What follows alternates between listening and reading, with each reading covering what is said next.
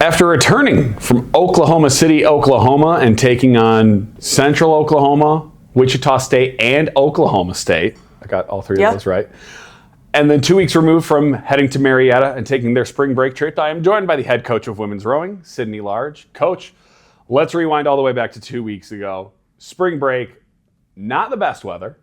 Not the best, but that's But you guys got through it, back out on the water. How did that all go? It was honestly amazing to get back out in the water. So we had our first race of the season in Seattle, and we hadn't touched the water yet. So a little bit of rough racing there, but it was great to get back into Marietta. And yes, it was a little bit cold at the beginning, but I think everybody was happy to have liquid water instead of solid frozen water. So we'll take what we can get, and the conditions there overall were pretty nice. So vibes were high throughout the trip. For sure. And then last weekend, going to your old stomping grounds, going back to UCO. Is that weird at all, going back as like a coach now and not being like an athlete and like seeing kids like, wasn't that long ago? Like, I'm not that old. Like, it's got to be a little bit surreal going through that, right? It is always really surreal. Like last year we went back and that was a very surreal moment. And then this year going back was really fun. They've gone through some coaching staff changes on their side of things, so they have some fresh faces in their boathouse and in their program. But some of my former teammates are now seniors on the team this year, so it's pretty funny to go back and see some of my old teammates still competing and racing against some of my old teammates.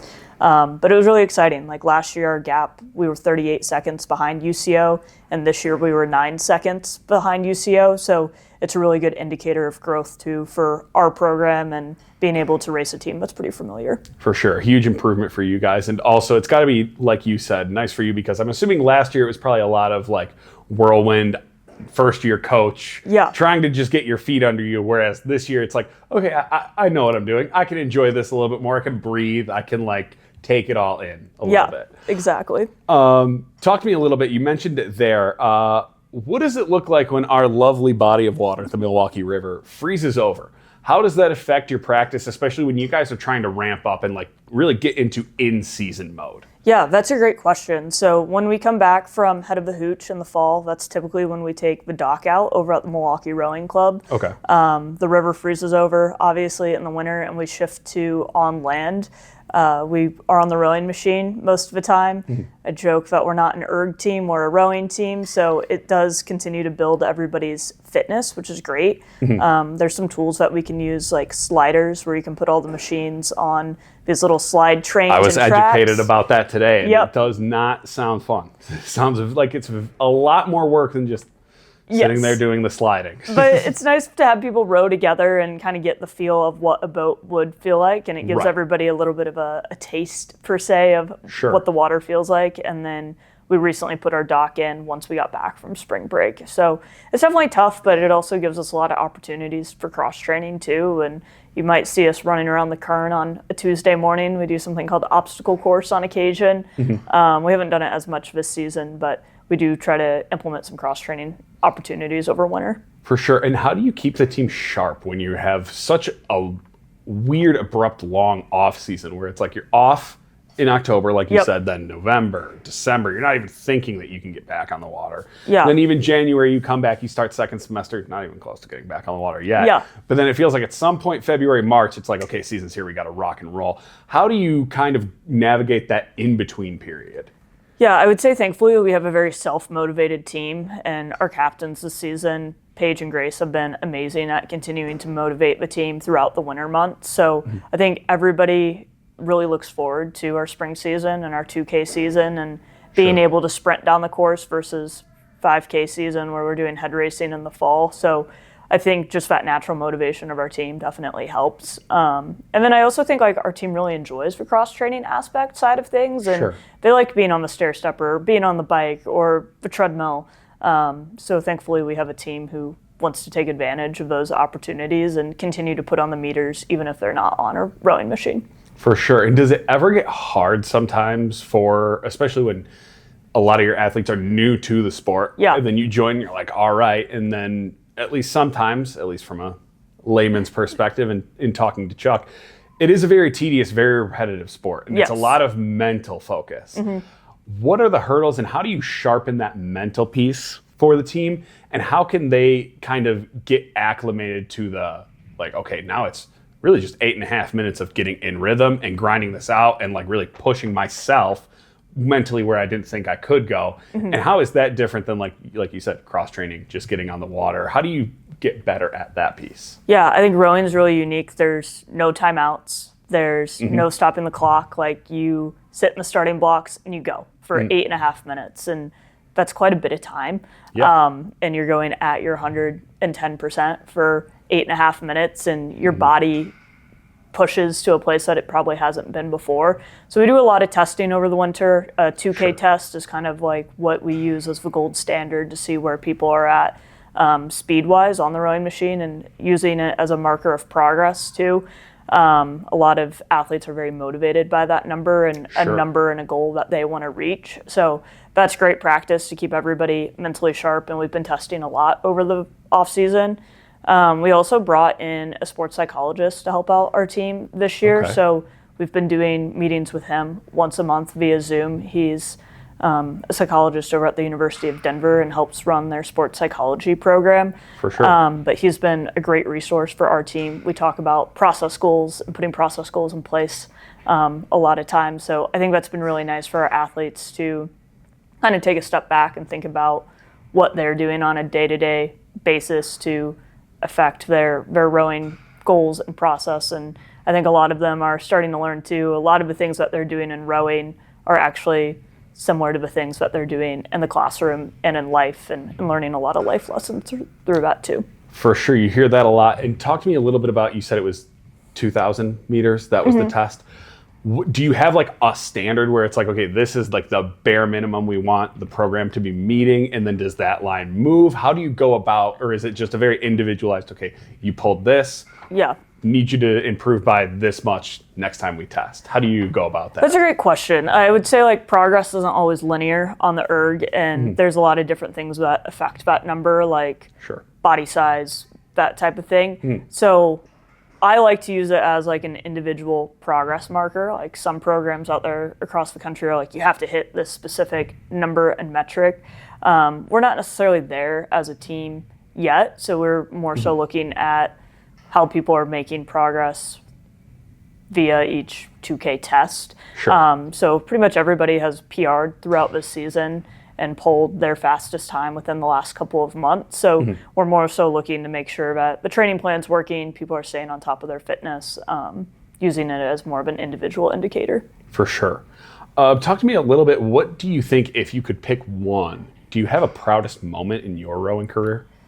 Oh, that's a great question. Like, me personally as a coach or an athlete? Coach, athlete, like proud. I think proud is the key adjective there. I honestly think going into this season, like, I've been very proud as a coach. Like, when I came into MSOE last September, whenever that was, September 24, we had 6 girls on our roster, and currently we have 18 on our roster. So it's been really exciting just to see the progress that our team has able to make and grow and continue to retain athletes too.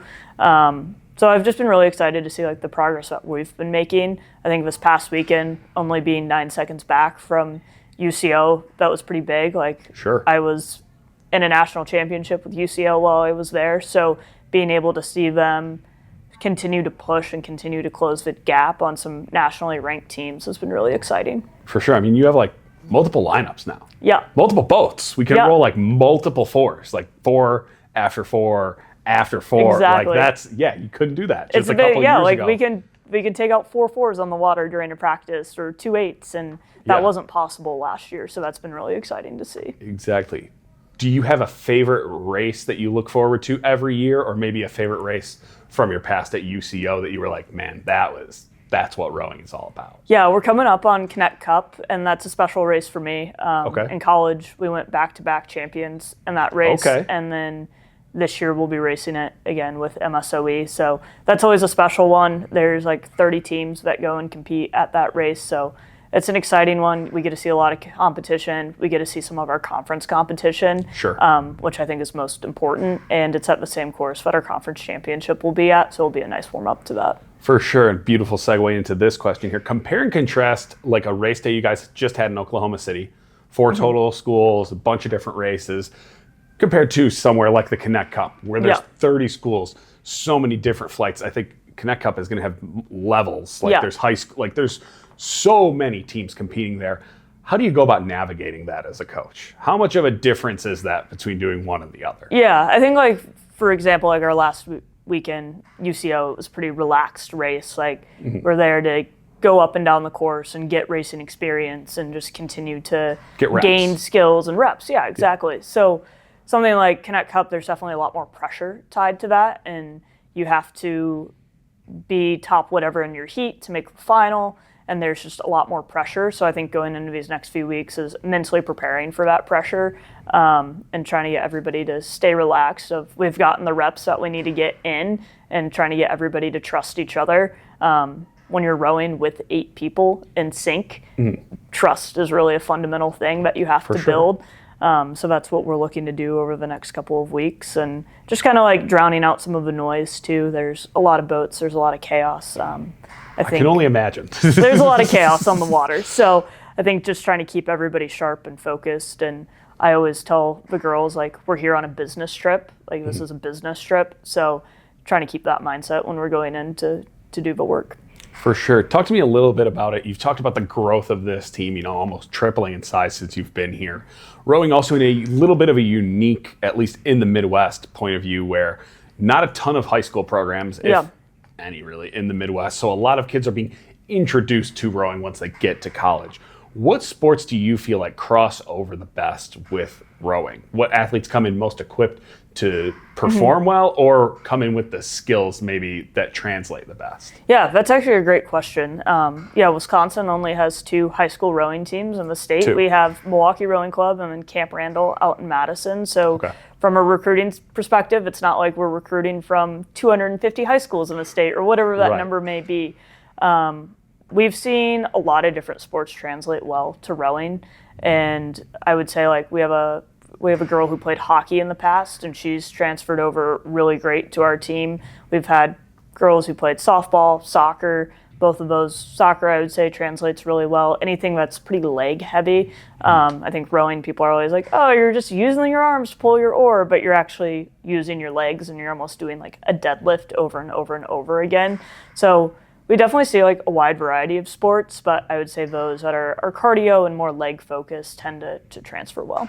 For sure. And Coach, you talked about growing the team. That was, I'm sure, the first really big hurdle you had to overcome since you came here. What is the next hurdle? What is the next big jump in growth for the team to take to arrive at the next level, if you will? Yeah, I think we're still definitely in that growth phase. I think we still definitely want to add 8 to 10 to our roster so we can hopefully grow to 3 8s. I think that's kind of where our sweet spot is going to be for our team, is 24 to 30 athletes.